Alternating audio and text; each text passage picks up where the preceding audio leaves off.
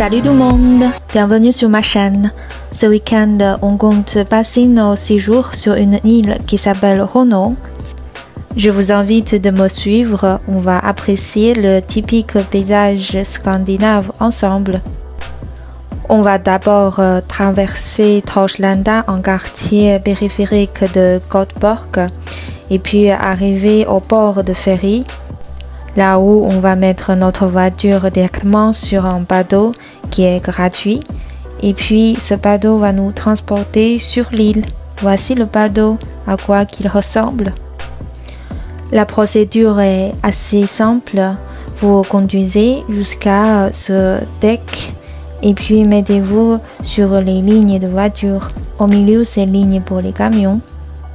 On a attendu quelques minutes et puis le bateau a démarré. On ne s'est pas rendu compte le temps passé sur le bateau puisqu'on a beaucoup apprécié le paysage aux alentours. L'entreprise qui gère le ferry s'appelle Trafikverket. Ici, vous voyez leur site officiel. Les ferries sont assez fréquents. Vous voyez ici, c'est déjà tard dans la nuit. Il y a quand même tous les 20 minutes un ferry d'un côté à l'autre. Dans la journée, on peut ouvrir le PDF de leur emploi du temps. On peut voir ici, c'est tous les 10 minutes, il y a un ferry.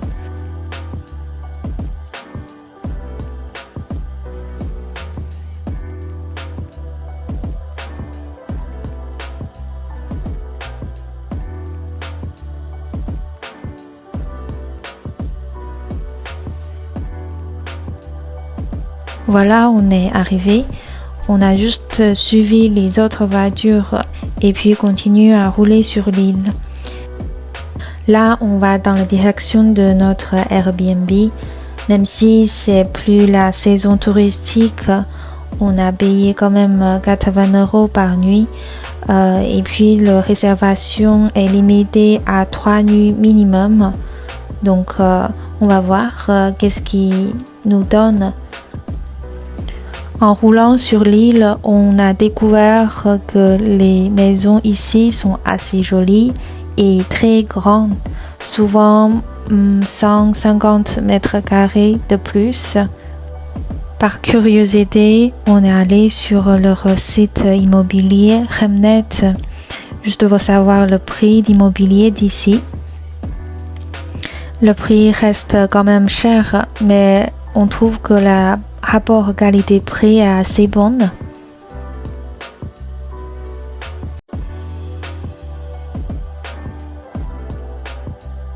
Cinq minutes après, on est arrivé à Airbnb. Le propriétaire était vraiment sympathique.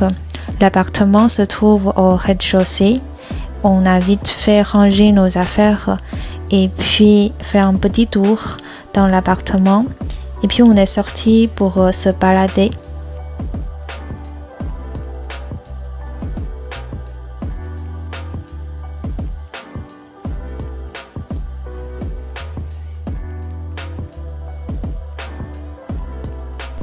À l'entrée de l'appartement, le propriétaire a mis un tableau touristique, donc on a suivi le conseil du tableau. Allez, c'est parti, faisons-nous une petite balade vers la mer.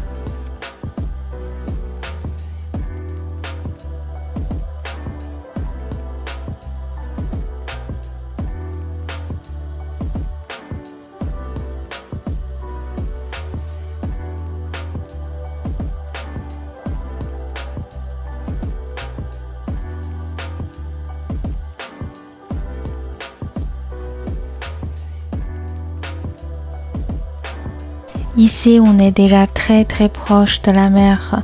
C'est à peu près 10 minutes à pied. Et les maisons à côté, ils ont vraiment de la chance d'avoir une vue magnifique. Vous allez très vite voir de quoi je parle.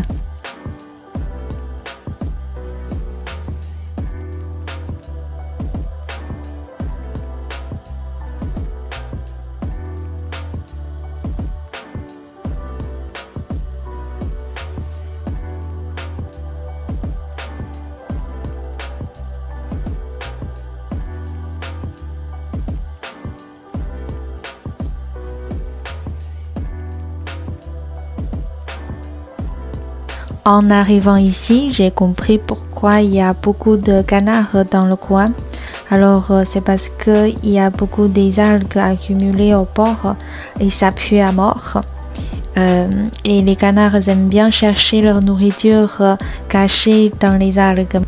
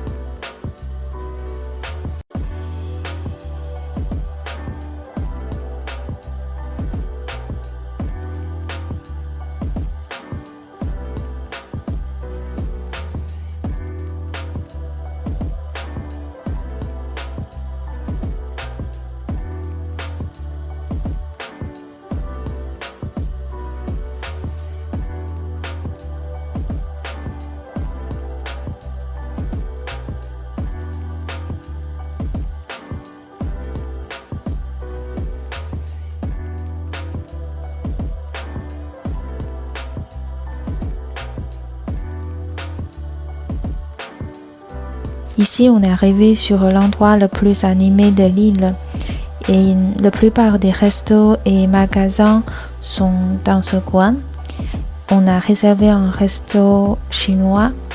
Son nom est Riesbaren. On va voir, il me semble, dans notre communauté, les gens disent que c'est un très bon resto. Du coup, j'ai la réservé et puis commandé quelques plats en avance. On est arrivé vers 17h. Normalement, en Suède, les gens mangent plus tôt par rapport à la France. J'aime bien leur décoration et par la fenêtre, vous pouvez voir les petites maisonnettes rouges. J'aime bien, c'est trop mignon. Le plat est arrivé assez vite. Nous avons commandé 3 plats, le poulet, légumes et puis le fruit de mer. Ils sont trop bons. Ça nous a coûté 60 € en total. On n'a pas pu finir tous les plats, donc on a fait emporter. Voilà, c'est notre première journée dans l'île Rono. Demain, on va voir l'autre île qui s'appelle Fodo.